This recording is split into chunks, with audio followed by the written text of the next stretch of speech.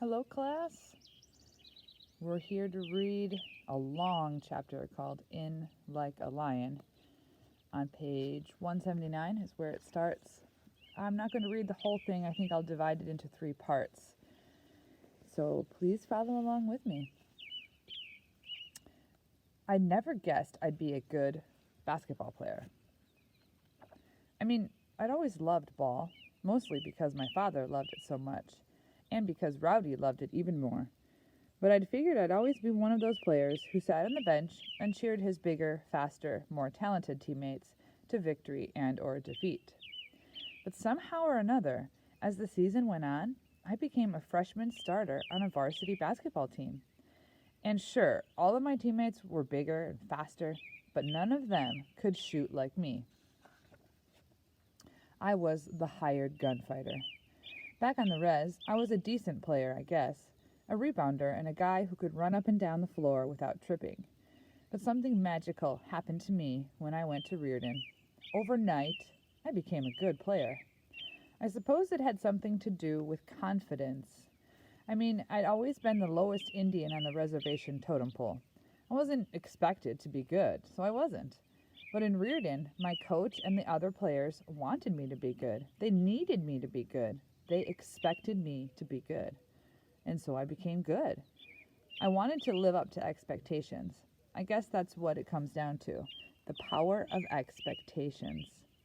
And as they expected more of me, I expected more of myself. And it just grew and grew until I was scoring 12 points a game as a freshman. Coach was thinking I would be an all-state player in a few years. He was thinking maybe I'd play some small college ball. It was crazy. How often does a reservation Indian kid hear that? How often do you hear the words Indian and college in the same sentence? Especially in my family, especially in my tribe. But don't think I'm getting stuck up or anything. It's still absolutely scary to play ball, to compete, to try to win. I throw up before every game. Coach said he used to throw up before games. Kid, he said, some people need to clear the pipes before they can play. I used to be a yucker. You're a yucker. Ain't nothing wrong with being a yucker.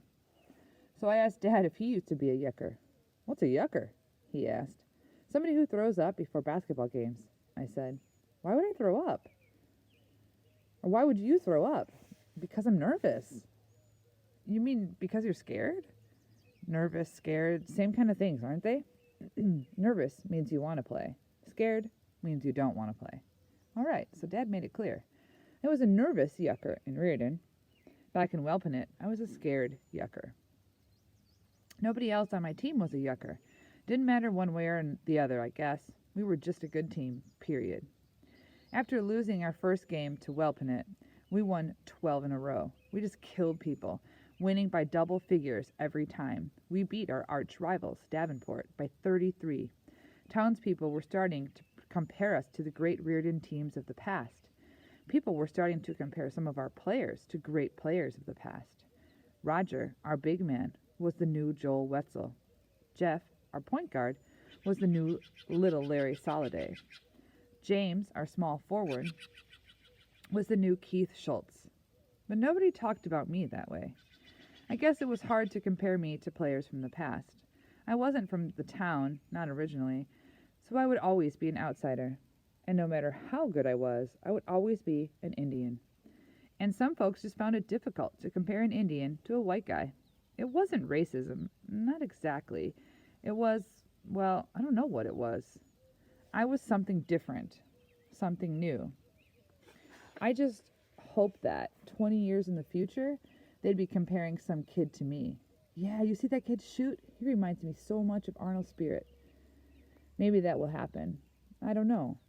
Can an Indian have a legacy in a white town? And should a teenager be worried about his frickin' legacy anyway?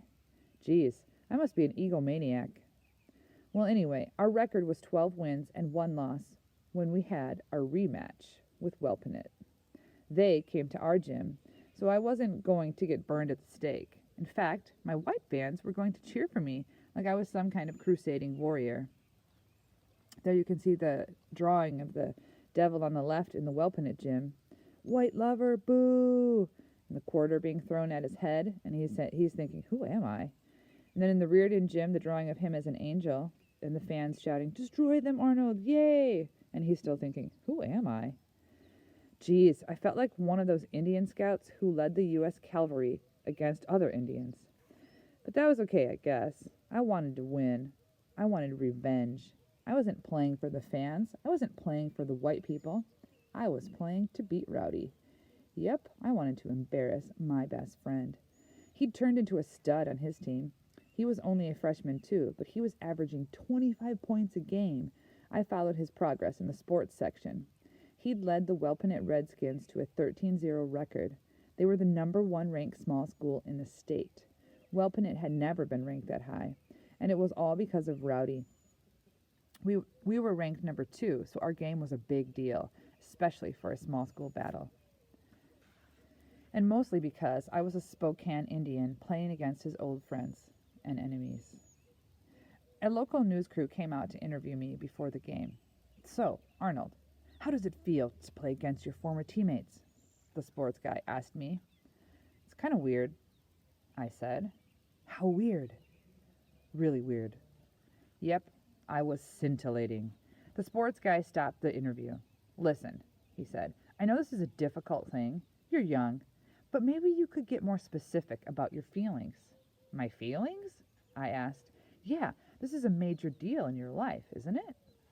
"Well, duh. Yeah, of course it was a major deal. It was maybe the biggest thing in my life ever. But I wasn't about to share my feelings with the whole world. I wasn't going to start blubbering for the local sports guy like he was my priest or something. I had some pride, you know? I believed in my privacy. It wasn't like I called the guy and offered up my story, you know? And I was kind of suspicious that white people were really interested in seeing some Indians battle each other. I think it was sort of like watching dog fighting, you know? It made me feel exposed and primitive. "So, okay," the sports guy said. "Are you ready to try again?" "Yeah. Okay, let's roll." The camera guy started filming. "So, Arnold," the sports guy said, "back in December, you faced your old teammates and fellow Spokane tribal members in a basketball game back on the reservation, and you lost. Now, they're now the #1 ranked team in the state, and they're coming to your home gym. How does that make you feel?" "Weird," I said. "Cut, cut, cut, cut," the sports guy said. He was mad now. "Arnold," he said, "could you maybe think of a word besides weird?" I thought for a bit. "Hey," I said, "how about I say that it makes me feel like I've had to grow up really fast, too fast, and that I've come to realize that every single moment of my life is important, and that every choice I make is important, and that a basketball game, even a game between two small schools in the middle of nowhere, can be the difference between being happy and being miserable for the rest of my life." "Wow," the sports guy said, "that's perfect. That's poetry. Let's go with that, okay?" "Okay," I said. "Okay, let's roll tape," the sports guy said again, and put the microphone in my face. "Arnold," he said, "tonight you're going to battle against your former teammates and Spokane tribal members, the Welpinette Redskins. They're the #1 ranked team in the state, and they beat you pretty handily back in December. Some people think they're going to blow you out of the gym tonight. How does that make you feel?" "Weird," I said. All right, that's it," the sports guy said. "We're out of here." "Did I say something wrong?" I asked. "You're a little asshole," the sports guy said. "Wow, are you allowed to say that to me?" "I'm just telling the truth." He had a point there. I was being a jerk. "Listen, kid," the sports guy said. "We thought this was an important story. We thought this was a story about a kid striking out on his own, about a kid being courageous, and all you want to do is give us grief." Wow, he was making me feel bad. "I'm sorry," I said. "I'm just a yucker."